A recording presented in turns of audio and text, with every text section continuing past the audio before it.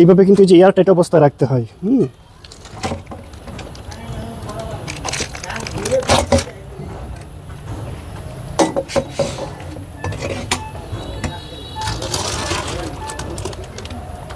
কি সুন্দর একটা গ্রান বাড়িছে, হ্যাঁ দেখা যায় না ইয়া আলোর সমস্যা। গ্রানটা কত মিষ্টি গ্রান না, কত সুন্দর গ্রান বেরিয়েছে। লাগাই রাখি এটা এয়ার টাইট অবস্থায় সবসময় রাখতে হয়। এটার কিন্তু নিয়ম আছে, আপনারা আবার এগুলা দেখে দেখে করতে যান না, এগুলার ভালো নিয়ম আছে। সেই নিয়ম মাফিক যদি করতে না পারেন তাহলে কিন্তু রেজাল্ট পাইবেন না।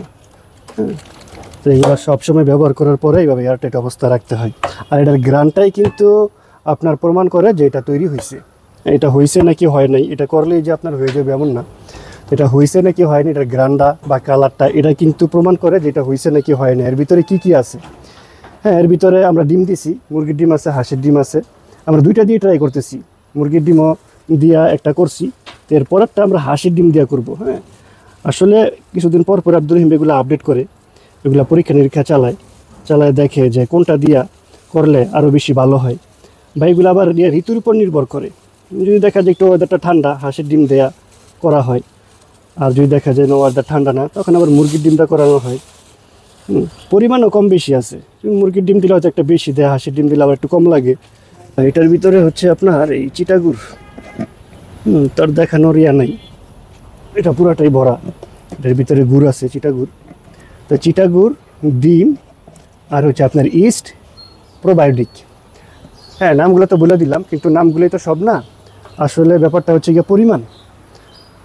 আর পরিমাণটা বলে দিলেও যে হইবে এমন না ব্যাপারটা হচ্ছে গিয়া আপনার একদিন দেখতে হবে। হ্যাঁ, একদিন খামারে আসতে হবে, দেখতে হবে, যদি করতে চান তারপরে আপনি হয়তো এটা করতে পারবেন।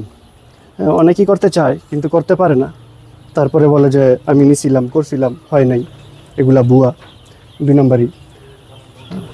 তো সেই জন্য যেটা বললাম যে খামারে এসে সরাসরি যদি দেখেন তাহলে হয়তো করতে পারবেন। দেখেন কত সুন্দর করে ঘুমাইতেছে, আর এই ঘুমাইয়া ঘুমের মধ্যে ওজন বাড়তেছে। খামার তো আর বললেই হয় না, সব জায়গা সব পরিবেশ আদর্শ পরিবেশ না।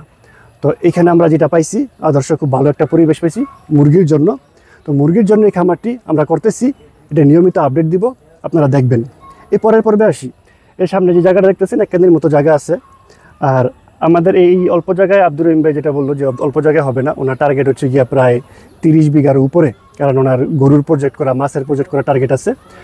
আর আরেকটা ব্যাপার হচ্ছে গিয়ে গরুর কিছু ভিডিও আপলোড করা হয়েছে গরুর ব্যাপারে। আসলে গরুর যে ফর্মুলাটা, এটা উনি পাবলিশ করে নাই, আর করার হয়তো ইচ্ছাও নাই। উনি নিজেই নিজের ফর্মুলায় গরু পালন করবে। আর মাছের যে ফর্মুলা, মাছের ব্যাপারটা নিয়ে কিছু প্রতিবেদন করা হয়েছিল আগে, তবে এটাও হয়তো তিনি পাবলিশ করবে না। এটাও উনি হাইড রাখবে এবং নিজেই নিজের পদ্ধতিতে ফর্মুলায় মাছ পালন করবে। অলরেডি বিশাল একটা জায়গা দেখা হয়েছে, প্রায় 27 বিঘার উপরে। তো সেখানে মাছ এবং গরু করা হবে। টার্গেট আছে বড় কিছু করার। এখানে একটা মুরগির খামার নেওয়া হইলো, আশেপাশে আরও কিছু মুরগির খামার দেখা হইতেছে নেওয়ার জন্য।